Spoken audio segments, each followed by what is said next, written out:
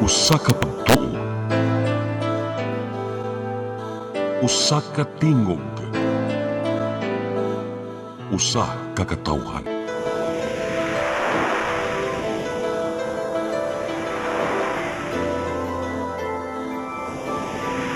Cebu Catholic Television Network.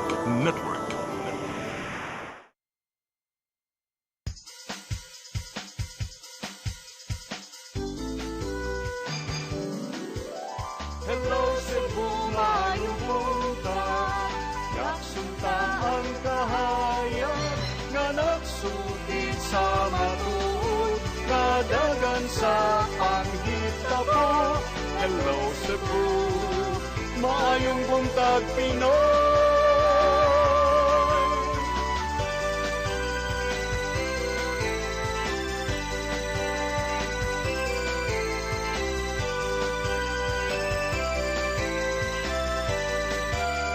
Ang katugtungan sa mga katawhan. Hello Cebu, hello Cebu, maayong buntag Pinoy, maayong buntag Pinoy, maayong buntag Pinoy. Hello Cebu, may buntag Pinoy, adlaw karon nga Martes, Hulyo 7, tuig 2026. Sangan sa inyong regular program host nga si Malu Inocando Tabar, ako si Gian Navarro, mag-uban-uban ta hatod sa alas 9 sa buntag dinhi sa Hello Cebu, may buntag Pinoy. Magpakisayo ta sa mga naguna mga balita dinhi sa atua, sa national ug sa ubang bahin sa kalibutan, og maghisgot-hisgot usab ta sa mga may nungdanong issue nga may lungsod, nga may labot ang lungsod ug ang katawhan. So walay paglangan atong sayron una ang latest nga update sa gibantayang Super Typhoon Bavi nga kumusulod na, may mo na siyang si Inday ug unsa naman ka ang mamahimong lakat sa panahon from today until sa musunod pa mga adlaw. Naka-standby sa Picasinia si Sir Jomar Eclarino gikan sa Pag-asa Visayas. Sir Jomar, good morning. Yes sir, good morning sa tanan ug sa aton tanang tigpaminaw kini ato latest weather update karong adlaw. Padayon naton gi-monitor ang super typhoon na international ni Bavi sa gawas ng atong Philippine Area of Responsibility. Naigilayon na 2010 kilometers silangan sa Central Luzon o karong gabi or tomorrow sayo sa buntag makasulod kini sa atong PR ug na ay local name na Bagyong Inday. Padayon ta mag-monitor sa latest update kining bagyo Pohong Inday sa atong scenario base sa atong analysis. Less likely kini makalandfall sa atong nasod but posible kini magpaduol diha sa probinsya ng Batanes ug not rolled out ang pag-issue og tropical cyclone main signal sa portion of amihanang bahin sa Luzon. Samtang kining bagyo magpakusog kini sa habagat na makaapekto sa atong nasod this coming days, takip na ang diri sa Visayas o apil ang central part of Visayas. Karong adlaw generally for weather ta na ay mga localized thunderstorms. So dahil ta mag-monitor sa mag-i-issue ng mga thunderstorm advisories. Hini nga to na sa kasarangan ng hangin masinati sa Visayas hanggang nadagatan malinawon nga to na sa kasarangan ang pagbalod. Temperatura sa Cebu 26 to 32 degrees Celsius, haring adlaw mo sa alas 6 G sa hapon, dagat mo tao alas 3 G sa hapon, muhunas alas 9:39 karong gabi. Philippine Standard Time, alas 8 sa isang buntag, ikan diri sa Mactan, Pag-asa Visayas, DOST, Jomar Eclarino. Sir Jomer, for the next 48 or up to 72 hours, although di man mo landfall ang bagyong Inday once makasud sa Philippine Area of Responsibilities, unsa may masinati nato diri sa Visayas, sir, since na may habagat ka nang lauman ba nato ang kusog nga pag-uwan o nya kusog-kusog sab nga paghangin, Sir Jomer? Ang bagyong Pohon Inday walay direktang epekto sa Central Visayas. So ang cause ng ato mga pag-uwan this coming days so good ugma or diri sa Thursday is tungod kini sa habagat or the southwest monsoon. So nakita pod nato sugod ugma mag-moderate to strong winds ta sa Visayas tungod kini sa hanging habagat and na mga possible issuances of gale warning sa portion sa atong nasod. So nakita nato baloron ang kadagatan, delikado ang mga sasakyang pandagat ilabi na kini mga gagmay kaayo. Okay, magyapon di gyapon na nato ka kumpiyansahan. And with that, thank you kayo Sir Jomer Eclarino sa inyong update og may buntag kanina diha sa Pag-asa Visayas. Okay, sa pensa salamat, good morning. Mao kato ang weather update gikan sa Pag-asa Visayas. Pag gyapon di gyapon nato ka kumpiyansa no kay sa bago lang ninyo nadungog nga weather update ang mamahimong epekto sa bagyong Inday once nga gilauman nga makasud sa PAR, di gyapon ka kumpiyansahan ang epekto sa hanging habagat mo nga mag-amping gyud kita sa tanang panahon. O karon nato nang sutaon unsay mga latest nga mga balita nga nahipos sa ato mga mantalaan sa lokal ug national. Atong sugdan sa Sunstar Cebu. Excuse me. Sa Sunstar Cebu, World Bank pulls $85 million from CBRT. Sa Sunstar Super Balita, na birthday na lumus sa pool, patay. Sa The Freeman, Cheese presides impeachment court as Sara trial begins. Sa The Freeman Banat News, duha ka eskwelahan gipanghulga gipagi sa social media diin usa sa suspect ang 13 anyos. Sa Philippine Daily Inquirer, VP trial starts as Cheese presides and sets rules. Sa The Philippine Star, presiding officer Cheese says 16 votes needed to convict. Sa the Manila Bulletin, VP Duterte skips first day of impeachment trial. Og sa Tempo, Marcoleta and 2 others held over plunder raps. Mao kato mga front pages gikan sa mga lokal nga mantalaan og sa national. Sa ato pagbalik atong sayron ang mga naguna mga balitang nahipos gikan sa CCTN News. Mobalik kami, please stand by. Hello Cebu, hello Cebu, maayong buntag Pinoy, maayong buntag Pinoy, maayong buntag Pinoy. Discover the beauty of the Philippines.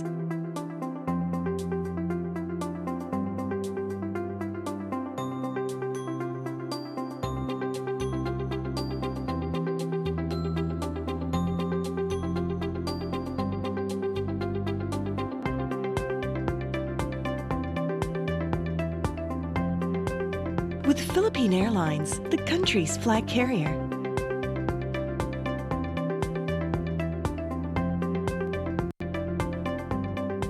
The airline that lets you feel the warmth of the nation.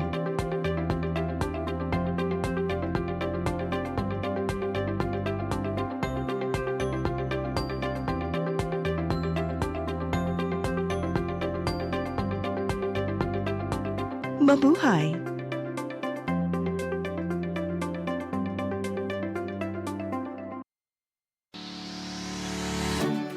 Looking for the best internet deals in Negros Oriental? Field Products Negros is here to bring you fast, reliable, and affordable internet with plans made just for you. For as low as 899 pesos per month, enjoy speeds of 50 Mbps, perfect for streaming, working, or studying from home. Need more speed? No problem. Get 100 Mbps for just 1,199 pesos.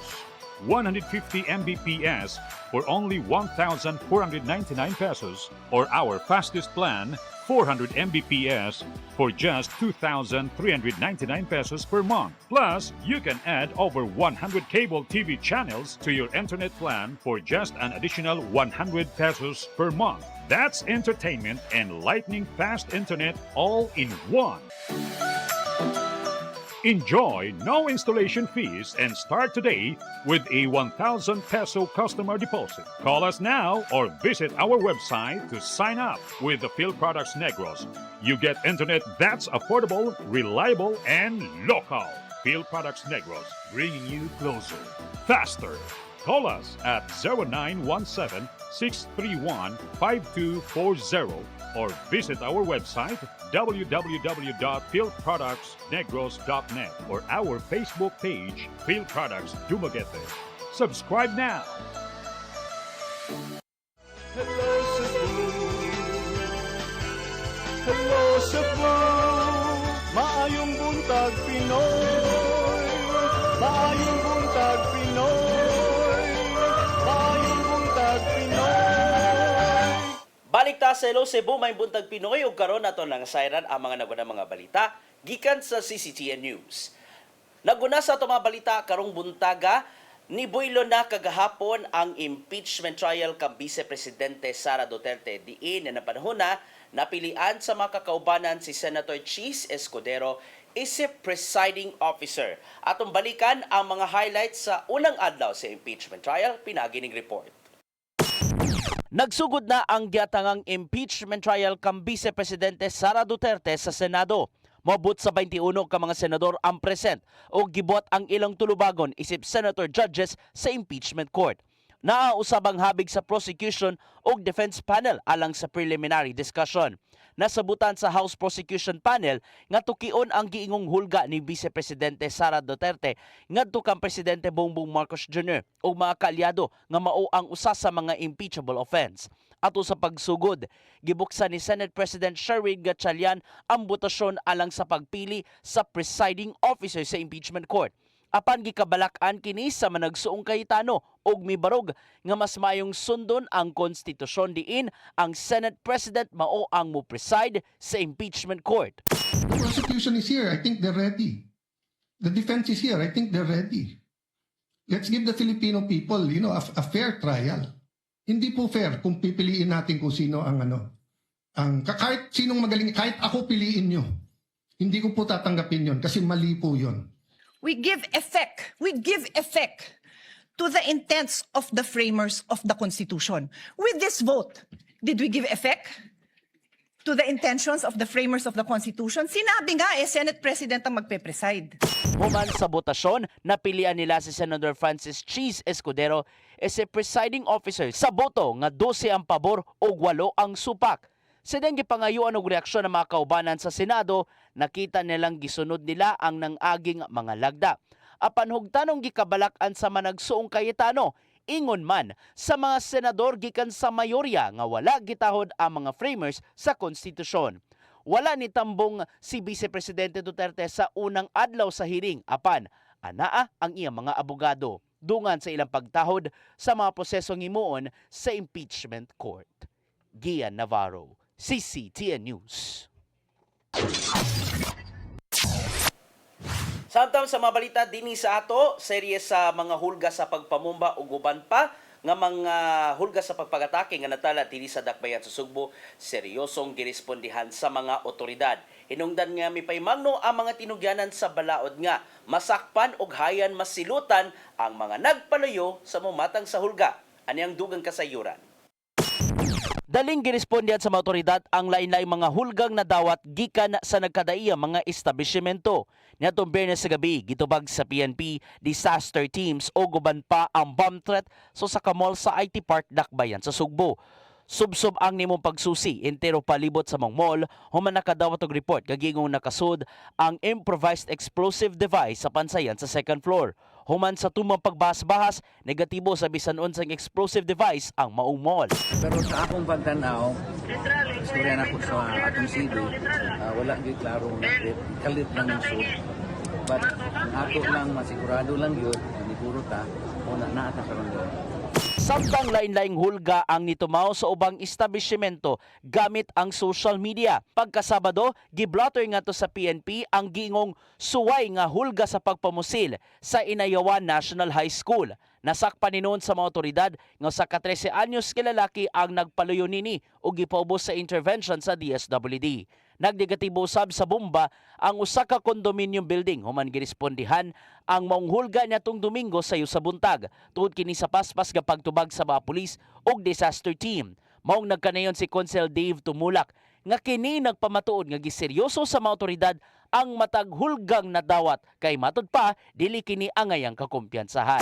Ang ko ninyo kini mga mo report ug doon naman ugaling mga hulga ngayon niini tinuod man ugaling.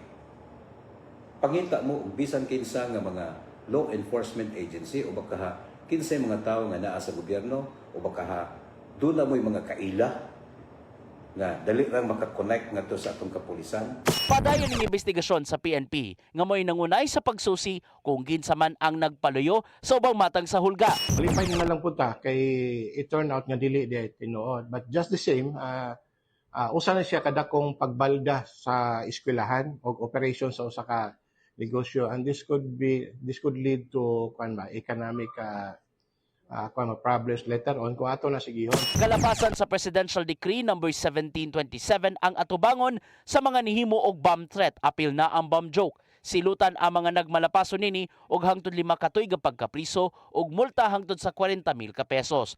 Mumipay mangno ang mga tinugyanan sa balaod nga mas paspas na ang pag-trace sa mga otoridad, ilabi na sa digital platforms kung kinsa ang nagpaluyo sa mga hulga. It could be traced, but depending on the assistance to be extended to us by the provider, such as Facebook. Ian Navarro, CCTN News. Napadayon ang investigasyon sa Cebu City Police Office. May labot na sa naitabong shooting attack dito mismo sa Cebu Eastern College. Diin padayon ang pag-ila sa nagpaluyo sa maong post. Adunay dugang report si Arnold Bustamante. Padayon pa ang gihimong investigasyon sa Cebu City Police Office sa natabong hulga sa pagpabusir sa sulod sa kampo sa Cebu Eastern College sa Dalan Leon Kilat, Barangay Pahina Central sa Dakmay sa Sugbo at Tuga, Huwebes. Mato ni Police Colonel Enrique Sumalde, ang officer in charge sa Cebu City Police Office, ngayon ang gimanduan ng mga investigador nga makikalayon sa PNP Regional Cybercrime Unit 7, National Bureau of Investigation ug ubang Intelligence Office aron mahibaw-an kinsa ang tinubdan sa mga pagpanghulga. Apan ang giruga nga human masuta nga wala ray peligro ang mga tinun-an magtutudlo og mga faculty members sa Cebu Eastern College. Gidugang niya og gidaganon sa mga personnel nga gipakatap sa mga tunghaan sa sulod sa Sugbo. Yang mando sa mga sakop nga gidestino sa police visibility nga kadunayon na pag-roving sa palibot sa tunghaan ug makisayod kung naaba sa luwas ang mga tinun-an. Patuloy po tayong nakipag-coordinate sa iba-ibang agencies like the Cybercrime Unit, NBI, yun po ang natin. Sa effort na rin po ng ating intelligence operatives. Narawagan sa sumante sa katawahan sa Sudan nga dili himuong kumidya ang pag-post sa social media sa pagpanghulga tungod kay makahatag kini kahadlok. Kung doon naman sila problema labing maayo, nga budangop sila sa labing duol nga police station aron mahatagan dayon nila kini sa pagtagad. Sana yung mga ganun na mga issues or mga Facebook na threatening messages, wag na po sana nating gawin yon, and kung may mga problema lang po tayo, ilapit na lang natin sa mga law enforcement agencies natin, lalo na po sa Cebu City Police Office.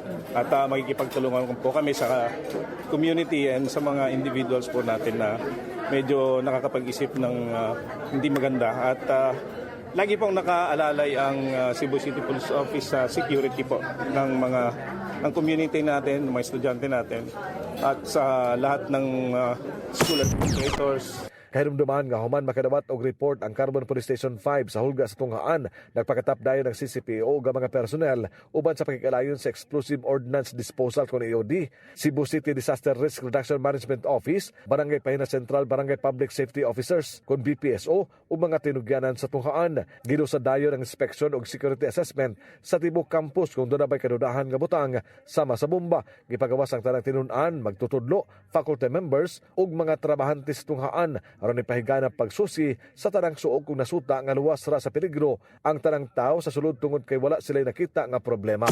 Arnold Bustamante, CCTN News.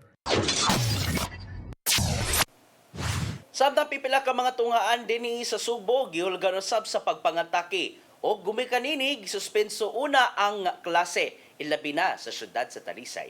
Ang kasayuran niya tod ni Mary Rose Sagarino. Suspendido ang klase karong adlaw sa Talisay City National High School, lakip na ang Talisay City Elementary School. Kinitungod sa Facebook post sa account nga Zane Bacalso nga nang hulga nga adunay mahitabong pagpang-atake karong Lunes. Busa nakahukom si Talisay City Mayor Samsam Gulias nga suspensohon ang klase. Inabagan sa mga sakop sa kapulisan ug Talisay City Department of Education, ingon man mga sakop sa SWAT team aron nga masusi sa mga otoridad ug masiguro nga luwas ang tibuok compound. Gipasalig ni Gulias nga subayon ang tag-iya sa maong account aron nga manubag sa balaod tungod sa kahadlok nga gihatag niini sa mga tinun-an ug mga magtutudlo. Samtang laing social media post kaganinang buntag ang nakahatag og kabalaka sa mga ginikanan tungod sa hulga sa pagpamusil sa eskwelahan sa Barangay Tinggo sa isla sa Ulango sa syudad sa Lapu-Lapu.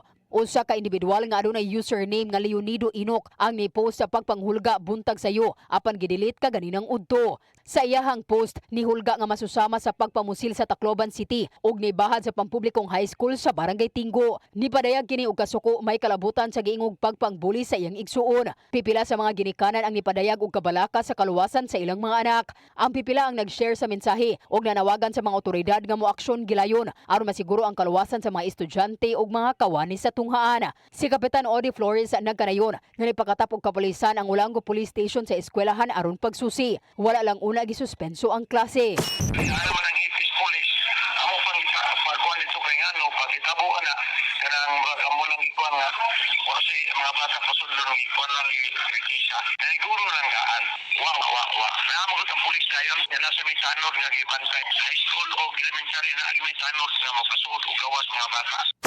Nagpadayon ang investigasyon sa pagtino sa nagpaluyo sa maong pagpanghulga. Mary Rose Sagarino, CCTN News. Sa ato katapusang balita karong buntaga, Senador Rodante Marcoleta og iyahang mga giingong mga campaign donors niya mitahan ngadto sa mga tinugyanan sa balaod. Kini man nga miluwat o warrant of arrest ang Sandigan Bayan. May kalabot na sa iyang plunder case. Mubalik si Mary Rose Sagarino alang sa mong kasayuran. Misurrender ngadto sa kapulisan og gida si Senador Rodante Marcoleta sa Camp Crame kaganinang buntag. Human mipagawas og warrant of arrest ang Sandigan Bayan batok kaniya. May kalabot kini sa giatubang niya ang kasong plunder o pagpanlimbong nga may kantidad og 75 million pesos. Midiritso usab sa Sandigan Bayan silang Interior Secretary Junvic Remulla ug ang Criminal Investigation and Detection Group. Sakay si Marcoleta sa usa ka coaster bus sa PNP o gida usab sa CIDG aron ipaubos sa booking process. Sa wala pa siya hingpit nga gitunol ngadto sa otoridad, gilauman ang daan ni Marcoleta ang arrest warrant ug andam niya kining atubangon. Mitambong si Marcoleta sa Sandigan Bayan 3rd Division ni anang panahuna alang sa hearing sa kasong giduso sa Ombudsman batok kaniya. May kalabutan kini sa gayong wala pagdeklarar sa campaign donations nga iyang gidawat alang sa kandidatura ni atong 2025 elections. Niduso unta og mosyon si Marcoleta apan hukman sa Sandigan Bayan nga adunay igong basihan o probable cause aron ipadayon ang kaso maong giluwatan siya og warrant of arrest. Mary Rose Sagarino, CCTN News. Magkato mga balita nga nahipos gikan sa CCTN News, inyo ka na nga nakita sa Sairi 47 matag alas 5 sa hapon ang tudna sa alas 6 sa gabi. So sa ato pagbalik sa Hello Cebu no, mo break sa takadali kay we are now full loaded sa ato ang mga hisgutanan karong buntaga. Una, nahasol na ba ang tanan sa mga nadawat nga school attacks ato kana og uban pa mga hulga sa pagpagatake dito sa ubang mga establishmento ato kanang kusniton tagsa-tagsa ang mga punto gikan sa managlaing habig. And ato ang hisgutan usab kani ang giatangan sa tanan ato ang hatagan og maayong recap ang mga nahitabo sa unang adlaw sa makasaysayanong impeachment trial ngadto kang Vice Presidente Sara Duterte. And ato usab nga subayon ang dugang pa nga development human sa pag-surrender ni Senador Rodante Marcoleta ingon man pag-surrender o pagdakop sa tulo ka buok ka mga co-perpetrators. Unsa kayang nagsilbing nga panamurag pahinumdum nga to ni Marcoleta human siya ni surrender kani human na samukan sa fake news napugusa lang sa pagtingog ang mismong nangulo sa Sandigan Bayan. Kana og uban pa sa pagbalik sa Hello Cebu may buntag Pinoy, mobalik rami. Please stand by. Hello Cebu, Hello Cebu, maayong buntag Pinoy, maayong buntag Pinoy, maayong buntag Pinoy. Discover the beauty of the Philippines.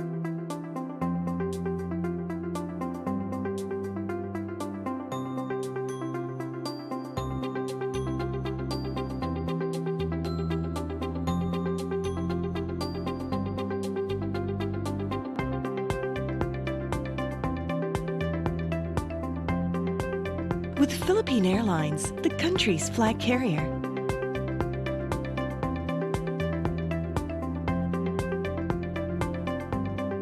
The airline that lets you feel the warmth of the nation.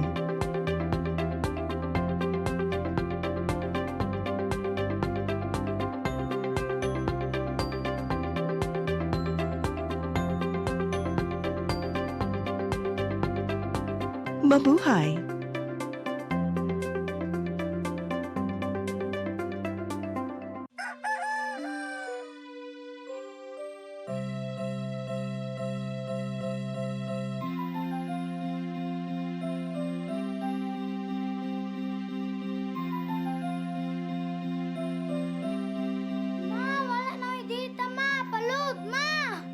Sorry ma'am, na-late ko.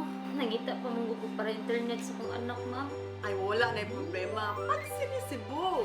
Sinisibo, sinisibo. For your internet connection. And for the signal of your cable TV. So fast and straight, the transmission to your home. Sinisibo. Sinisibo, sinisibo. Offers you to have fiber optics. For your viewing experience, perfect and clear, so fast. So great and affordable for you to enjoy. Sinisibo.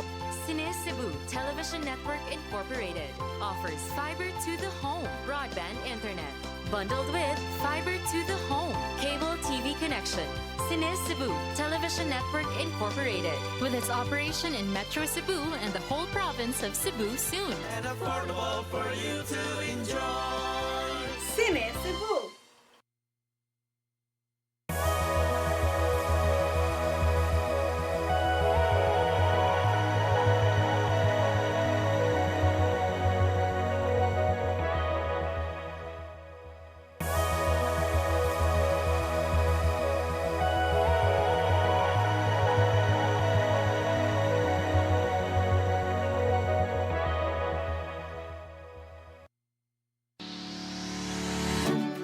Looking for the best internet deals in Negros Oriental? Phil Products Negros is here to bring you fast, reliable, and affordable internet with plans made just for you. For as low as 899 pesos per month, enjoy speeds of 50 Mbps, perfect for streaming, working, or studying from home. Need more speed? No problem. Get 100 Mbps for just 1,199 pesos. 150 Mbps for only 1,499 pesos, or our fastest plan, 400 Mbps for just 2,399 pesos per month. Plus, you can add over 100 cable TV channels to your internet plan for just an additional 100 pesos per month. That's entertainment and lightning fast internet all in one. Enjoy no installation fees and start today with a 1,000 peso customer deposit. Call us now or visit our website to sign up with the Phil Products Negros. You get internet that's affordable, reliable, and local. Phil Products Negros, bringing you closer, faster. Call us at 0917-631-5240 or visit our website www.philproductsnegros.net or our Facebook page, Phil Products Dumaguete. Subscribe now! Nangita ka ba og wellness consultation o preventive health support? Ozone po will help, no? So pinapapasok niya kasi po ang oxygen sa cells. So there will be improvement po ng cellular function and reduction. When your blood are full of oxygen, well saturated with oxygen molecule, there are best outcome. At imano nato ang atong kahimsog pinaagi sa husto nga konsultasyon sa lisensyadong doktor. Some people, they are well versed with nutrition, but for others, they have very little idea of what the basics of nutrition are. Kaya with ozone therapy, kung makakatulong ito para mag-select ng mga tumors natin. Para sa professional consultation o general wellness services, bisitaha ang Ozone Med Wellness Clinic branches sa Davao, Bacolod ug Cebu.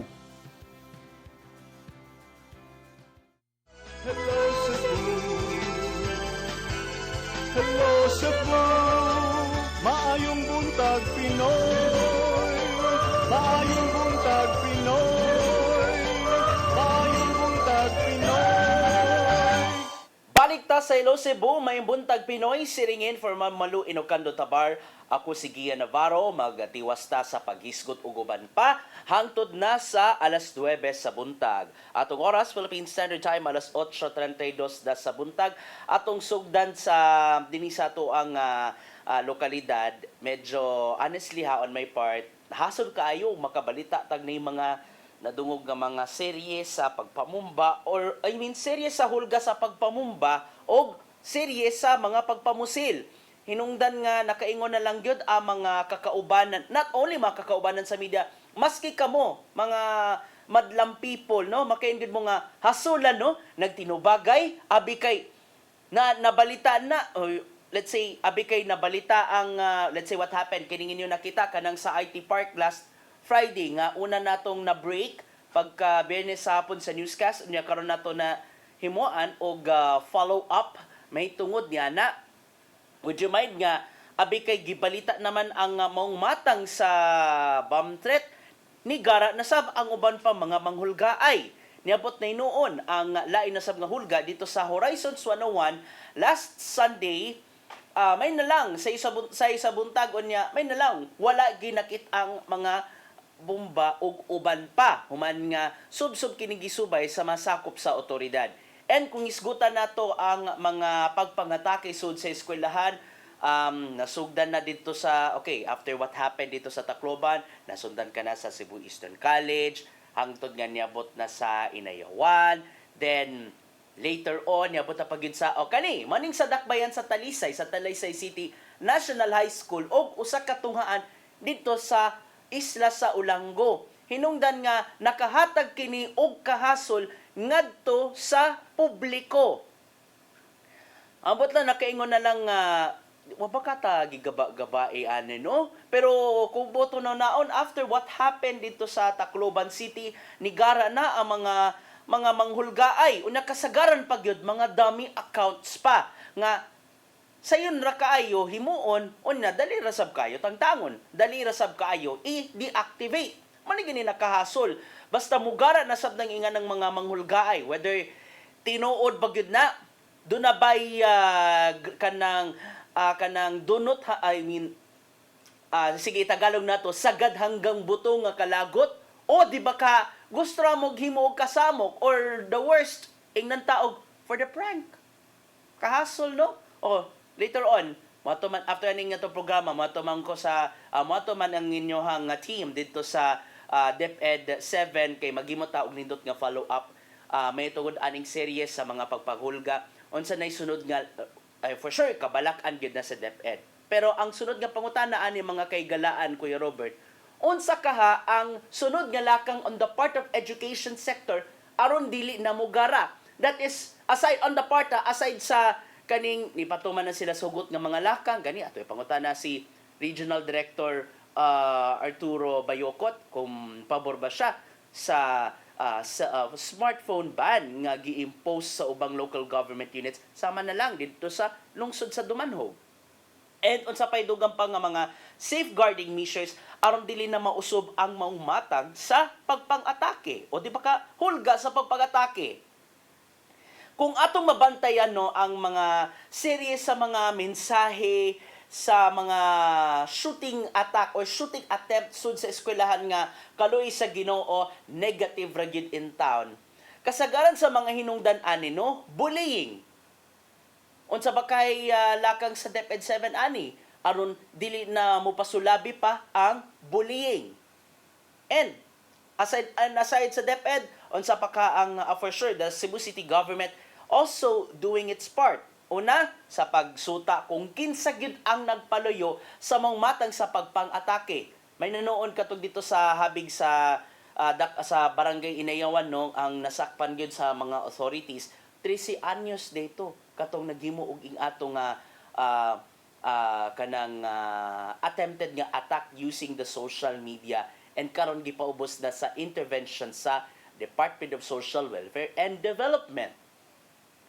And remember guys kining ingan nga matang sa mga pagpangata, kining ingan nga mga pagpangatake, whether knife attack, shooting attack, or a bomb threat. Well, sorry kayo sa mga words nga gipasulti, kalimot ko og hatag og trigger warning sa inyo because this may be magsilbi ning distress sa inyo pero magini ka matuoran lagi nga kung buto naon paspas na lang gid ang pagkatap sa maong attempt. Well, in fairness sa uban pa nga mga otoridad, seryoso kaayo from the PNP to the disaster teams. Once nga nadawat gid ang sumbong sa inganang matang sa pagpangatake, at is daligid sila nga nakaresponde. O sama na lang dito sa Biyernes, human nga na ay bomb threat, aside sa naa mga sakop sa kapulisan, naasab ang mga kabomberoan naka-standby sa gawas, and ang mga sakop sa kapulisan, especially kanang sa SWAT, ug uban pa. Gani si Mayor Nestor Archival, ni gawas gitaon siya sa iyang opisina, and he personally supervised ang pagresponde sa mga otoridad just to make sure nga safe gyud. Oo, grabe kayo ang effort nga gibuhat sa disaster teams. Pero kung buto naon, although negative kayo na siya, pero kalas kayo sa kwarta, kalas kayo sa resources. Kay ang pag-deploy pa lang sa mga kahimanan, dako-dako na nga trabahoon. Ikaduha, ang pag-deploy sa gikinahanglang mga sakop kay lagi di gid na angayang kakumpiyansahan ang maumatang sa mga pagpangatake. Usik gyapon na sa mga resources. Gumikan lang sa kahasol nga gihimo sa mga manghulgaay, di ba? May nalang ang mga sakop sa kapulisan, they are on top of the situation. Even nga negative na ang PNP, sila na mismo ang nangunay sa paghimog investigasyon o pagtultol kung kinsa man ang nagpaluyo aron hayan masilutan. Speaking of silot, may paimang no hinuon ng National Bureau of Investigation 7, may nalang na nakahimota og nindot ka follow up og nindot ka pagpasabot from the NBI 7. Gani sa ato nga interview kagahapon nga to sa supervising agent nilang si Gregorio Algoso Jr. nga ang silot di ay sa mga manghimuay og bisag unsa nga mga hulga. This is under Presidential Decree number 1727. Diin hugtanon kining gidili sa mga bomb threat and most especially bomb jokes. So, do not throw any bomb jokes, especially sa mga public places like mall, pantalan, samot na airport, no? Kay kung once ka, even though if kanam mag-char lang ka nga, ay naisdala akong bomba, ingani, mapriso gid ka. Unsay silot, unsay mamahimong silot gato sa mga nagmalapason ni, 5 ka tuig pagkapriso, unya multa hangtod 40,000 pesos and or both or naratag sa nila. Manigingon na to nga, don't throw your bomb joke anywhere. Ayaw gyud mga kahigalaan. Kay ngano, mo ni makadala og kahasol. Makahatag ka na og kasamok sa atong kinabuhi. And worst, which is sa nakita pa na ni Consul Dave Tumulak, base sa iyang Facebook Live over the weekend, makaapekto usab sa lokal nga ekonomiya. Would you mind it nga ang operasyon sa, let's say, kanong katunay tabo sa IT Park, for pila ka oras ang nabalda ang operasyon. So let's say natala mga alas 3. Unya na clear na, nabalik na sa normal mga alas 8 na sa gabi. So nausik kinuon ang 5 ka oras nga supposed to be padayon unta nga negosyo, padayon unta nga economic activity. Mga makaapekto gid ka na sa lokal nga ekonomiya. Inaut unta no nga ang ato masakop sa kapulisan, matultulan gyud or masikop gyud kung kinsa gyud ang nagpaluyo sa inganang matang sa mga pagpangatake, especially karon nga as apart from the Cybercrime Act nga maunay balaod nga nagpahugot sa pagpakigbatok sa bisan unsang mga krimen gamit ang digital technology. And karon ang in fairness especially sa NBI 7 doon na yung mga kahimanan alang sa mas paspas nga forensic investigation, especially sa social media, aron pagtultol kinsa gyud ang nagpost, kinsa man gyud ang nagpaluyo sa maong hulga. And remember di gid basta-basta kanang even though nga deleted na among social media post, but hey, matultulan ba yan na? Especially sa IP address ug uban pa. Mao nga inay nga ay na lang kuno galing doon ay mga especially katong sa mga victims sa mga bullying ha, rather than to resort into violence, mas may siguro nga magpatabang ta sa mga kanang mga mental health experts, especially sa mga estudyante, magpatabang ta sa mga guidance counselor. However, ang problema especially diri sa Sugbo, gamay naman di ay ang mga guidance counselors kinatala, especially here in Cebu City. Lisod kaayo, no? Mas may na lang na magpatabang ta sa mga not only mga psychologists o psychiatrists, basta mga eksperto kung isgutan ng mental health para matagan og intervention rather than to resort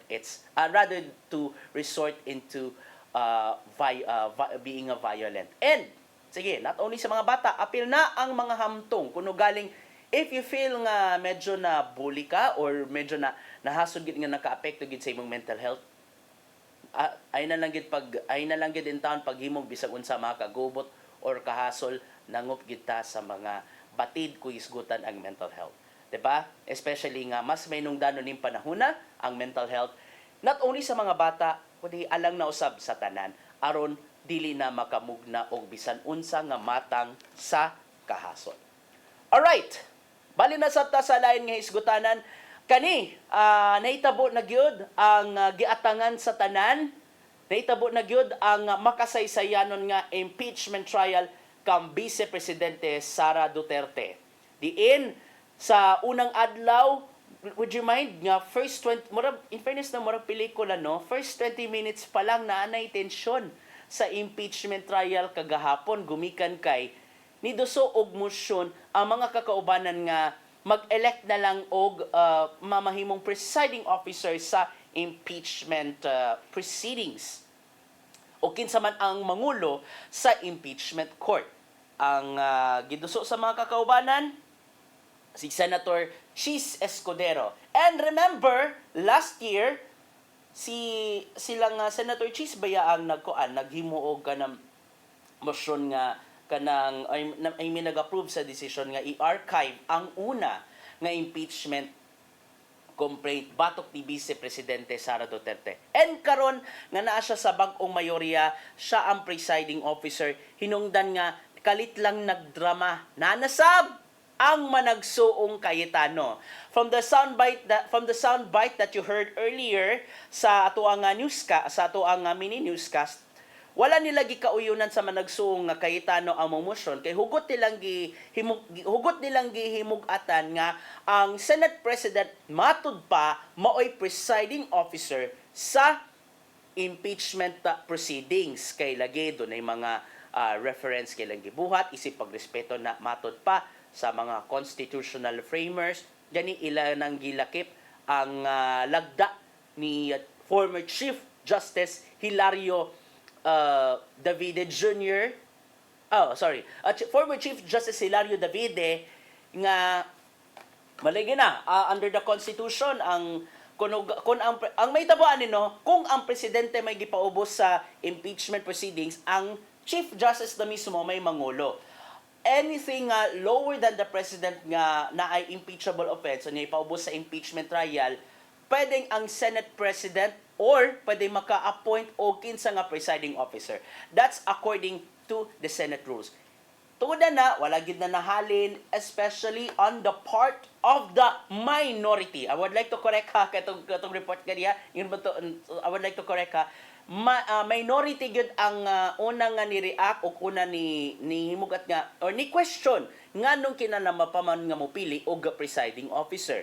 Hinungdan, after sa medyo mainiton gyud nga mga debate, so man na to, nahukman na lang gyud nga 12 ka mga senador ang niuyon nga palingkurod si Senator Judge Escudero tapad ni Senate President Sherwin Gatchalian isip presiding officer sa impeachment trial.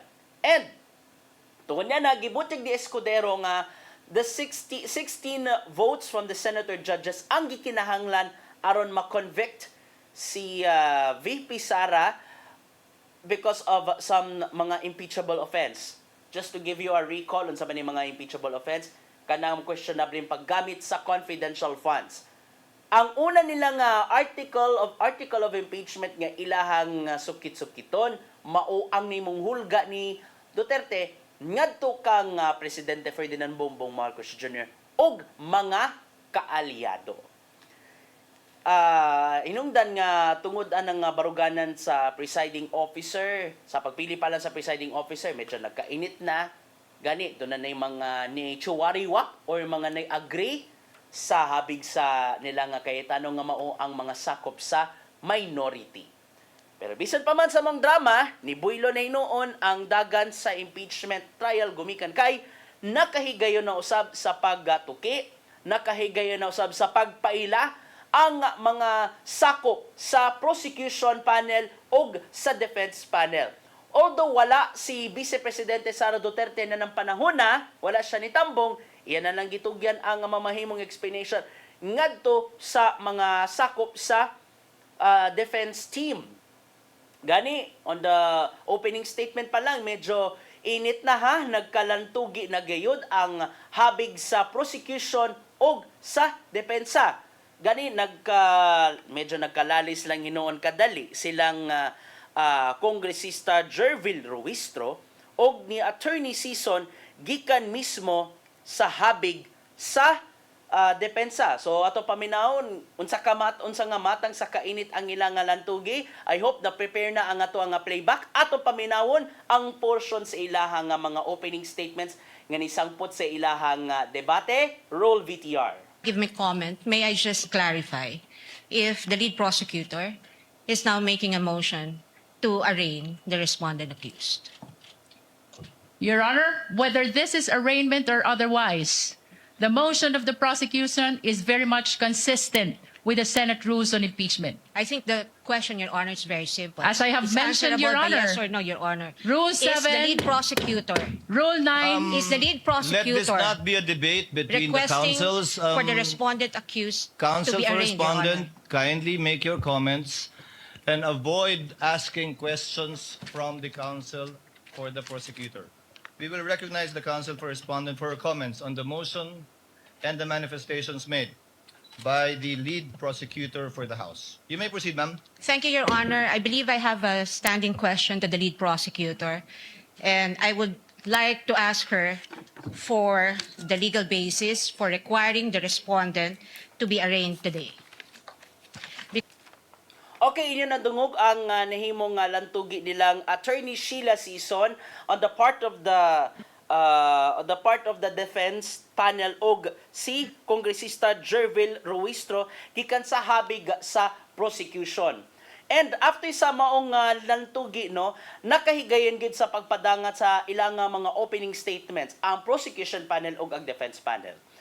Gibarugan ni Ruistro on the part of the prosecution nga kinahanglang susihon ang matag ebidensya sa impeachment proceedings ngadto kang Vice Presidente Sara Duterte, ilabi na ang pagpanghulga sa presidente ngadto sa presidente ug ang questionable paggamit sa confidential funds. Gimugatan ni Kongresista Ruistro nga ang katawhan deserve nga masayod kung unsa man ang tinuod or giunsa man paggamit ang pondo. Samtang sabi ko sa depensa, sa base sa opening statement ni Attorney Sheila Sison nga matud pa gigamit lang ang impeachment proceedings, gumikan lang sa agenda nga matud pa patangtangon sa pwesto si Vice Presidente Duterte. Managlahi nga mga punto, managlahi nga mga baruganan, pero mas mayo nga subayo na nato. Let's get into the details. Manigingon nato nga the devil is in the details. Day 1 pa man to. But remember guys, they have 92 days. 92 approved trial days aron utingkayon ang tanang mga punto. Susihon ang mga ebidensya. Sama na lang sa mahiwagang green box, di nakadetalye ang mga SALN o ubang mga tax records sa magtiayong Duterte. And within 92 days kinahanglan ang gatusan ka mga witnesses, if I'm not mistaken, mga 150 like that, makahigayon usab sila sa pagpadangat sa ilahang mga testimonya on the part of both the prosecution and the defense. makahigayon usab sila sa pagdepensa o sa dugang pang mga pagpasabot. Kung ang mga witnesses medyo napugong ra gyud kay, if you can remember dito mismo sa Kongreso, ang mga pangutana is more on the clarificatory questions. Sa Senate Impeachment Court, diha na mahitabo ang mga probing questions. Then gyud masubay unsa ba ka tinuod, giunsa paggamit or giunsa giingong pag-usik, giunsa ang nahimong pag-usik sa pundo sa nasod alang sa confidential funds. And diyan sab na ibawaan, diyan sab nato makitaan kay in fairness sab sa defense panel doon na sila matud pa giandam nga mga sorpresa na bakahay tinuod nga Mary Grace Piatos o di ba basin na ay mudala sa papel ni Mary Grace Piatos. Ato ka na nga pagasubayon on the coming weeks or even months. And after 92 days, diyan na makahatag sa tagsa-tagsa ka mga punto ang mga senator judges kung angayan ba nga i-convict si Vice Presidente Duterte. Remember, they need only 16, sa gibutyag panani presiding officer Chis Escudero, Senator Judge Chis Escudero nga they need 16 votes to convict Duterte. Bisan usa lang among tuluman to ka mga articles of impeachment. So bisan usa lang sa mga artikulo nga mapamatod ang kung ugaling mahukman sa even usa lang ka article of impeachment nga convicted si Sara, convicted na gid na siya. Mo na gid na siya mga kaigalaan.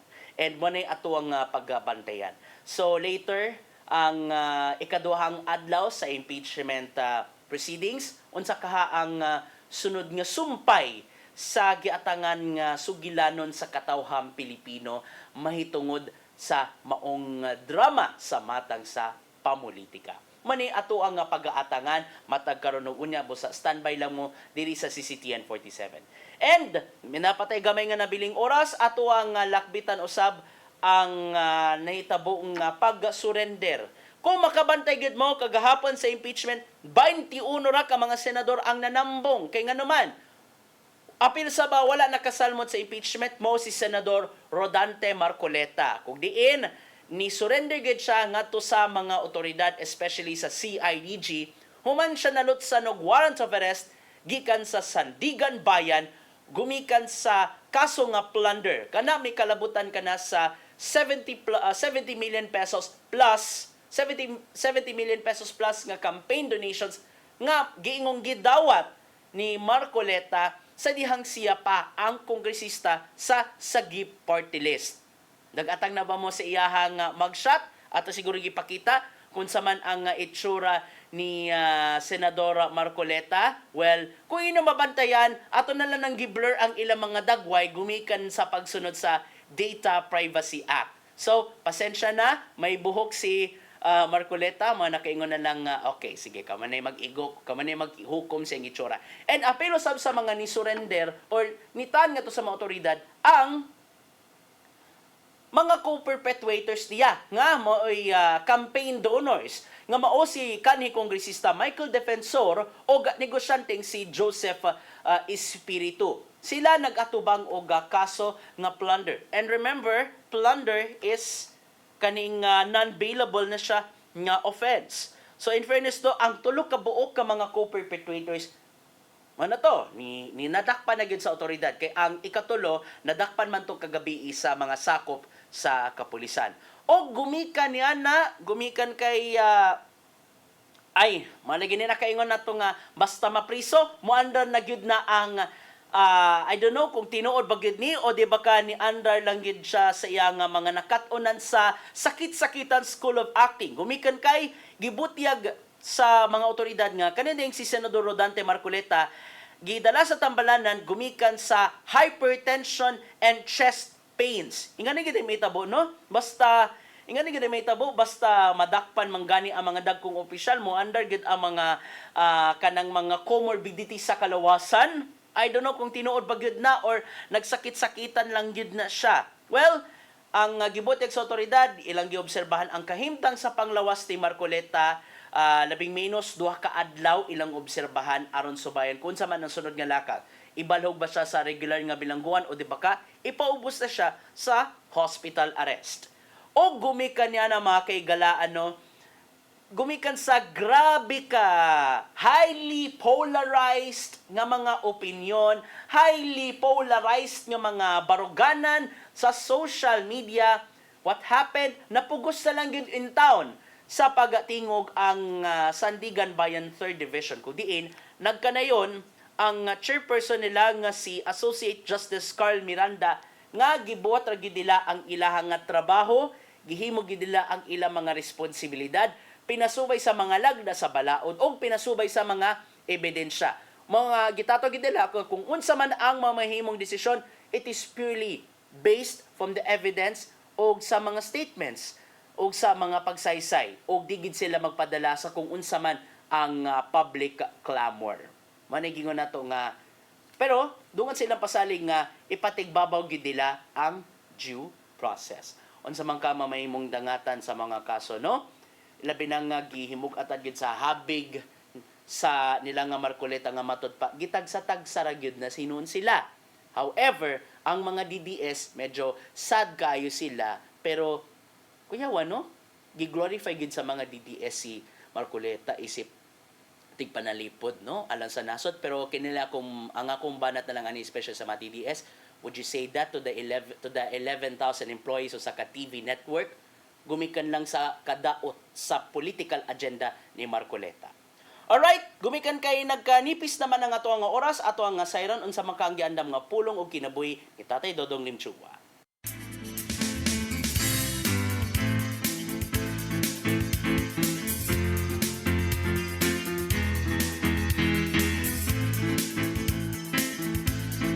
Ang pulong mo, ang diwag sa galang ko. Ang wala ang kasulatan, nagtudlo ka natong kita, angay magpasalamat.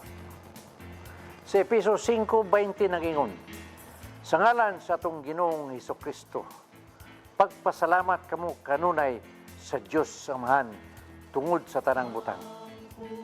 Busa klaro nga ang pagkaingrato dili gyud makapahimot sa Ginoo o resulta sa dawtan nga tinguha sa imong isikaingon. Sa Lucas 17:11-19, mabasa nato ang bahin sa pag-ayo ni Jesus sa napulo ka sanlahon. Samtang diha pa sila sa dalan, nangayo sila. Ang usa kanila sa pagtanaw nga maayo na siya, mibalik ug nagdaig sa Dios sa kusog nga tingog. Mihapa siya sa tilan ni Jesus ug nagpasalamat kaniya. Ang pagpasalamat mo'y pagtuman sa kabubuton sa Ginoo. Ang pagkaingrato mo'y pagsupak sa iyang kabubuton. Kinahanglan nga tumano nato ang iyang kabubuton aron kita mahiuban kang Hesus ngadto sa langit. Mao kini ang pulong nga maghatag og giya sa atong kinabuhi. Magampo kita. Langitong Amahan, ang kasing-kasing nga magpasalamaton mo'y kasing-kasing nga puno sa panalangin. Pusabot namong tumanon ang imong sugo nga kinanglan namo nga mubatok nining maong kinaiya. Aron kami magpasalamat kanimo sa dagko ug gagmayng butang nga imong gitugot sa among kinabuhi. Amen. Sa Samahan, sa Anak, Diyos Espiritu Santo. Ang pulong mo, ang diwag sa galang ko. Pulong ug kinabuhi ni Tatay Dodong Limchua may nagpupo sa ato ang tulumanon. Daghang salamat sa Philippine Airlines nilang Cebu Archbishop Alberto Uy, Nanay Dena Limchua, Tatay Dodong Limchua. Daghang salamat sa ato ang news manager Sir Dennis Tabar at mga kauban sa TOC silang Kuya Robert Ati Inday, Matmat Mabel Joanne. Sa news department silang Kuya Rodelo, Kuya Raymond. Og diri sa studio ang atong source of happiness from water and everything, si Ate Ferdy katubay. Dagan kayong salamat sa inyong pag-uban kanako sudso sa kaoras. Kita gyapon na magkuyog ha, ugma, same time, same station. Sangan sa inyong regular program host kasi Ma'am Malu Inocando Tabar. Ako si Gia Navarro. Mag-amping ta sa tutag sa tag sa kamanga lakaw. And God bless us all. Dagan kayong salamat sa inyong pagtanaw sa Hello Cebu. Mayong buntag Pinoy. Hello